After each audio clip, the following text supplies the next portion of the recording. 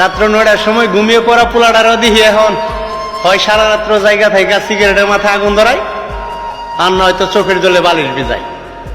কারণ একটাই, ভুল মানুষের মায়া। এ মায়া এমন একটা কঠিন জিনিস রে ভাই, একটা ভুল মানুষের মায়া করা যতটা সহজ,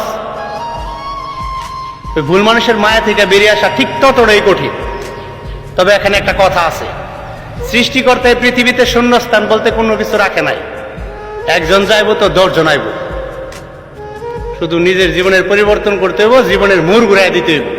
এমনও তো হইতে পারে সৃষ্টিকর্তা তোমার জীবনে এমন একজন ভালো উত্তম মানুষ রাখছে যা তুমি কল্পনাও করতে পারো না। তাই নিজের পরিবর্তন করো, জীবনটারে সুন্দর করো। উদাহরণ আমি নিজেই। ধন্যবাদ।